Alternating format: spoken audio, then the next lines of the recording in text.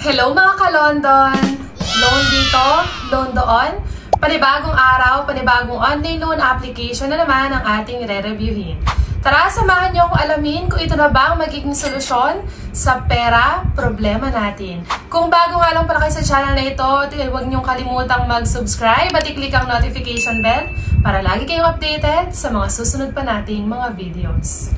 Excited na naman nga ako ngayong araw dahil meron na naman akong i-share sa inyong bagong online loan application na installment daw at pwede kang mamili kung 3 months, 6 months, or 9 months mo babayaran yung amount na ni-loan mo. O diba, sino ba namang hindi ma-excite kapag ka nakita mo sa ads nila na mula 3 months hanggang 9 months ang pagbabayad dito sa online loan application na to at 2,000 hanggang 30,000 daw ang pwedeng ma-loan ng mga first-time users. Marami na nga tayong na-review mga online loan application at kada nahanap nating online loan application ay nilulook forward talaga natin na sana ito na ang makatulong sa atin lalong-lalo na sa oras ng kagipitan. Kaya naman, kahit ganyan kaganda ang pinakita sa ads, huwag nyo munang ita-download. Hayaan nyo munang ako muna ang sumilip at mag-try dito sa bagong online loan application na ito. At bago nga natin i-review yan, gusto mo ba ng instant cash? Yes, dito sa ating channel ay namimigay tayo ng instant GCash giveaway sa masuwerteng mapipili. Ano nga lang bang dapat mong gawin? I-like lang ating video, huwag kalimutang mag-comment sa comment section dahil dyan ko pipiliin ang masuwerteng mananalo. Nanonood ka lang habang nagkakaroon ka ng mga ideas sa mga online loan application and at the same time may chance ka pang manalo. Kaya ano pang hinihintay mo? I-like na ang ating video at huwag kalimutang mag-comment sa comment section. At balik na nga tayo agad sa ating review ngayong araw. Alam ko excited na kayo kagaya ko na malaman kung magkano ba talaga ang pinapaloan na itong online loan application na ito. Kung magkano ba ang mababawas, kung may mababawas. At syempre yung kanyang loan term dahil yung tatlo na yan ay ang mga importanteng chine-check natin para masabi talaga natin na legit ang isang online loan application.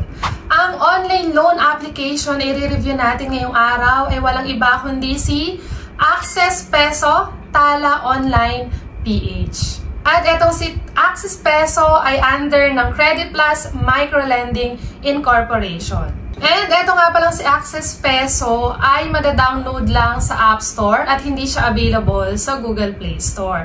At kagaya nga na sinabi ko sa inyo kanina, pwede tayong mamili ng loan term ng 3 months, 6 months, at 9 months. At dito nga, yung 10,000 pesos na uutangin mo sa loob ng 3 months, ang magiging interest lang daw niya is 360 pesos. At kapag ka naman daw 6 months, yung 20,000 pesos mo daw, ang magiging interest lang daw neto is 720 pesos. At kapag ka nag-loan ka naman ng 30,000 pesos ng 9 months, ang magiging interest lang daw niyan is 900 pesos.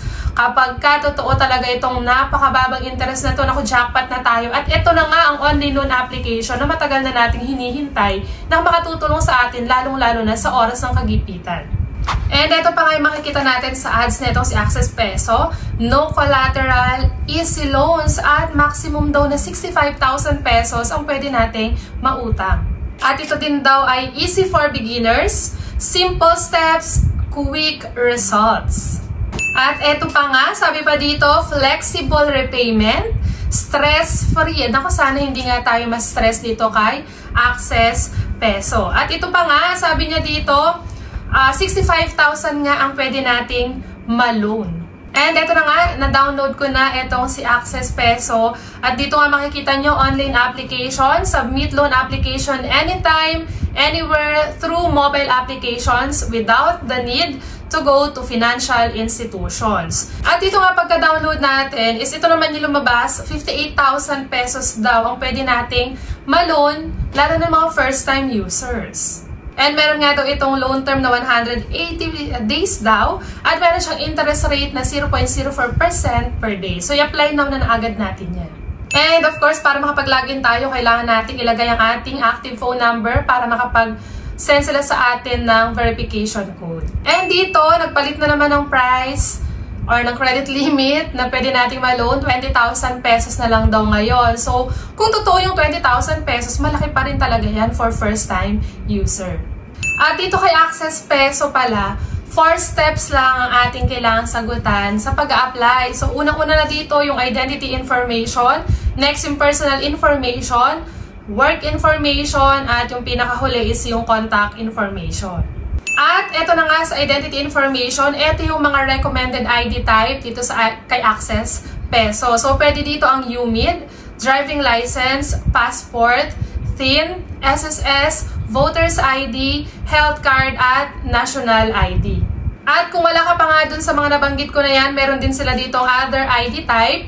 Pwede ang postal ID, PRC, at pag-ibig. So, madami-dami ang pwede nating pagpili ang ID dito.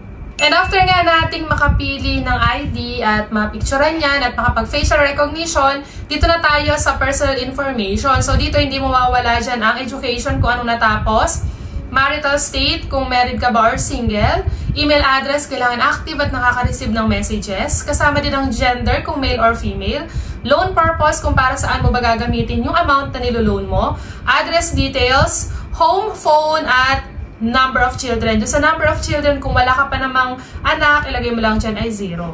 At dito naman sa contact information, yung contact reference, kailangan lang natin makapagbigay ng 3. So, mas konti ito compared dun sa ibang online loan application na kailangan makapagbigay tayo ng 5. And, pakapiliin lang natin maigi kung sino ilalagay natin dyan. Kasi, once na hindi tayo makontak ng mga agent ng OLA, for sure, sila ang susunod na lang tatawagan. Kaya, doble ingat tayo kung sino ilalagay natin sa ating contact reference. And dito naman sa payment account information kung saan natin marireceive yung amount na ilo-loan natin. So, pwede dito ang bank at e-wallet. So, e-wallet, pwede ang GCash, PayMaya, Grab, OmniPay, ShopeePay, at Coins. And after nga natin masagutan yan at pakapili tayo kung saang bank or e-wallet ba natin marireceive yung perang ilo-loan natin, dito na agad tayo sa pinaka-exciting part ng ating review. Na alam kong pinakahihintayin yung part. So kung magkano ba ang ibinigay sa ating credit limit na itong si Access Peso na nung makita-kita ko yung binigay na credit limit, ay nag-iba na siya ng pangalan. So, isa rin to sa mga online loan application na nagpalit-palit na lang talaga din ng pangalan. Siya na ngayon si Pera Life. From Access Peso, naging si Pera Life na siya. At ang binigay niyang credit limit sa akin ay 4,000 pesos. 4,000 pesos po ang binigay niyang credit limit.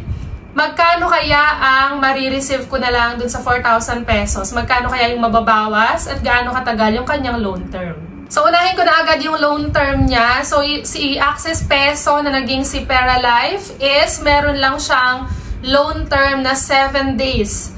So, yung 4,000 pesos na yon 7 days pa lang is kailangan mo na agad bayaran. At dito nga, yung disbursal amount, yung marireceive na lang natin na amount is 2,400 pesos. So, saan mapupunta yung 1,600 pesos? So, yung repayment amount natin is 4,000 pesos nga, nababayaran natin before or 7 days pa lang. Yung processing fee niya is 1,334 pesos. Yung total interest fee niya is 26 pesos. At yung risk control service fee niya is 240 pesos. So, pag tinotal natin lahat, yung mababawas dun sa 4,000 pesos natin is 1,600 pesos.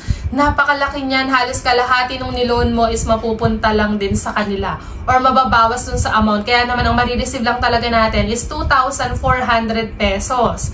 Yung marireceive mo na 2,400 pesos, kailangan mong bayaran ng before or 7 days pa lang ng 4,000 pesos. So, meaning, tutubo sila sa atin ng 1,600 pesos. Ang marireceive lang natin is 2,400 pesos. At yan nga ang kabuang details netong si Access Peso na naging si Pera Life. So, kung interesado ka pa rin, nasa iyo na ang desisyon kung itutuloy mo pa ang paglo-loan dito kay Access Peso. So, ang purpose lang ng ating review is bigyan kayo ng idea kung magkano ba ang credit limit, magkano ang mababawas o yung kanyang interest at service fee, at of course, yung kanyang loan term. At kung gusto mo nga manalo sa ating instant GCash giveaway, i-like lang ating video at huwag kalimutang mag-comment sa comment section para sa tsansang manalo. At dito na nga muna natatapos ang ating review ngayong araw. Hanggang sa muli mga ka-London! Bye-bye!